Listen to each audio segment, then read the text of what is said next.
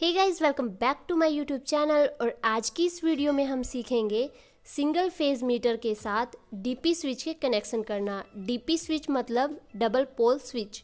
तो कनेक्शन करने से पहले हम मीटर के टर्मिनल को जान लेते हैं। तो मीटर के टर्मिनल को जानने के लिए हमें जो ऊपर का ये कवर है इसे खोलना होगा। तो सबसे पहले हम इन दोनों टर्मिनल को जान लेते हैं। ये हमारे टर्मिनल है इनपुट के, यानी गवर्नमेंट से जो सप्लाई आती है वो सीधा इन्हीं में आती है। ये फेज का है और ये न्यूट्रल का टर्मिनल है। और ये वाला टर्मिनल है हमारा आउटपुट में न्यूट्रल का, और ये वाला टर्मिनल है हमारा आउटपुट में फेज का। इन चारों में फेज से फेज और न्यूट्रल से न्यूट्रल का टर्मिनल अटैच हो रखा है। मैं आपको दिखा भी देती हूँ। अगर हम इनपुट के फेज़ वाले टर्मिनल को अगर इसमें मूवमेंट करेंगे तो आप देख सकते हैं कि जो आउटपुट का फेज़ का टर्मिनल है ये वाला, इसमें भी थोड़ा थोड़ा मूवमेंट होगा। वैसे ही हम अगर इनपुट के न्यूट्रल वाले टर्मिनल में थोड़ा सा मूवमेंट करेंगे तो आउटपुट के टर्मिनल में थोड़ा सा मूवमेंट होगा।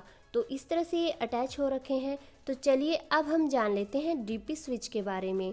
तो सबसे पहले हम डीपी स्विच के स्क्रू को लूज कर लेते हैं इसे खोलने के लिए।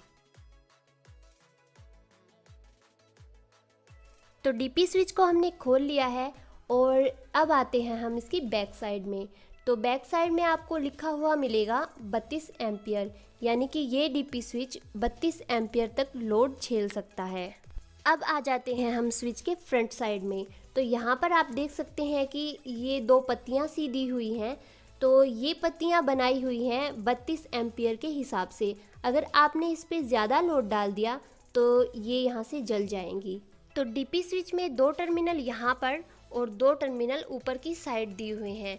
ये वाले टर्मिनल है डीपी स्विच में इनकमिंग सप्लाई के, और ये वाले टर्मिनल है आउटपुट सप्लाई के, यानी सप्लाई इससे बोर्ड में चली जाएगी।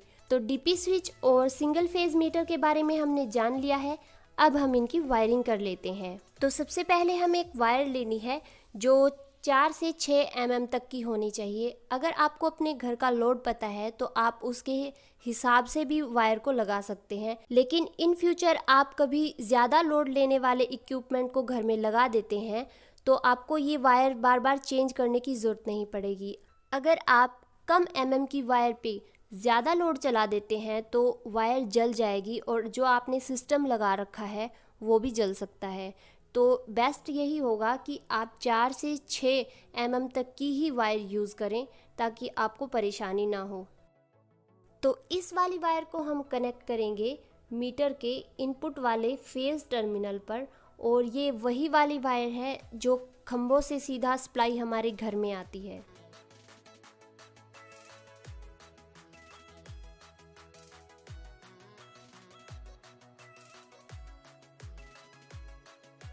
अब हम लेंगे न्यूट्रल वायर और इस वायर को हम न्यूट्रल के इनपुट वाले टर्मिनल पर कनेक्ट कर देंगे।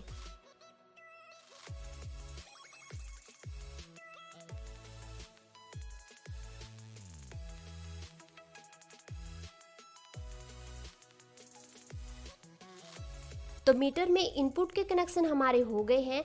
अब हम करते हैं मीटर के आउटपुट के कनेक्शन। तो यहाँ से हमारी फेज और न्यूट्रल की वायर निकलेगी जो डीपी स्विच में जाएगी, और इसे हम कहेंगे डीपी स्विच की इनपुट सप्लाई। तो डीपी स्विच का कनेक्शन करने के लिए हम इस तरह का वायर लेंगे और इसे हम जोड़ देंगे मीटर के आउटपुट के फेज वाले टर्मिनल पे।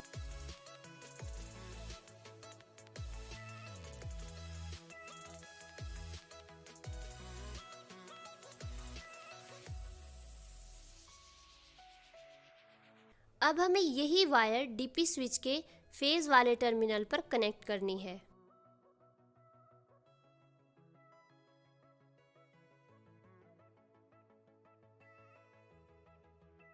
और इसी तरीके से हमें न्यूट्रल वायर के कनेक्शन करने हैं।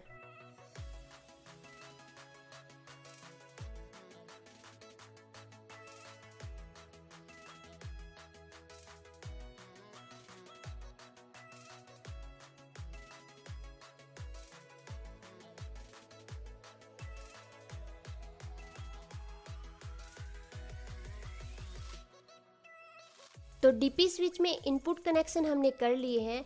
अब हम डीपी स्विच से आउटपुट लोड कनेक्शन करेंगे। तो लोड कनेक्शन के लिए हमने ये बोर्ड ले रखा है, तो डीपी स्विच से आउटपुट सप्लाई बोर्ड में जाएगी।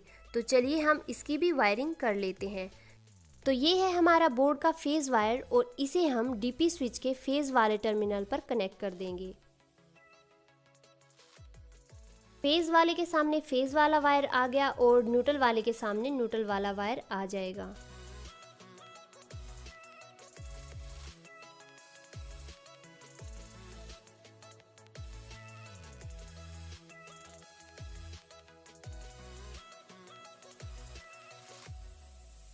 अब हम देखते हैं कि डीपी स्विच में इंडिकेटर कैसे इंडिकेट करता है सप्लाई को। अगर हम इसके पीछे की साइड आते हैं तो यहाँ पर ये दो स्प्रिंग दिए होते हैं।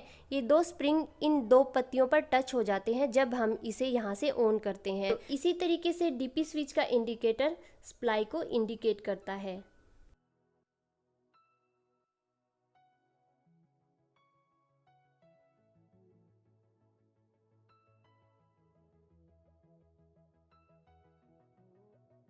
डीपी स्विच का कवर मैंने लगा दिया है। अब हम मीटर का कवर भी लगा लेते हैं।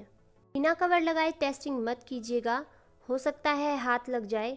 तो आगे तो आप जानते ही हैं, तो सेफ्टी से काम कीजिएगा। तो गाइस वायरिंग हमारी हो गई है कंप्लीट। अब हम इसकी टेस्टिंग कर लेते हैं। तो टेस्टिंग के लिए जो ये वायर है इसे हम मेन सप्लाई में लगा देंगे। तो आप देख सकते हैं कि मीटर में ये पावर एलईडी ऑन हो गई है और डिस्प्ले पर नंबरिंग भी स्टार्ट हो गई है। तो मीटर में इनपुट सप्लाई आ गई है। अब हम ऑन करते हैं डीपी स्विच को। तो जैसे ही हमने ऑन किया तो आप देख सकते हैं कि डीपी स्विच इंडिकेट कर रहा है आउटपुट सप्लाई को। तो अब हम आउटपुट सप्लाई में लोड को चला सकते हैं। तो जैसे ही मैंने स्विच ऑन किया तो ये बल्ब जल रहा है। और इसी तरीके से हम सॉकेट को भी यूज़ कर सकते हैं।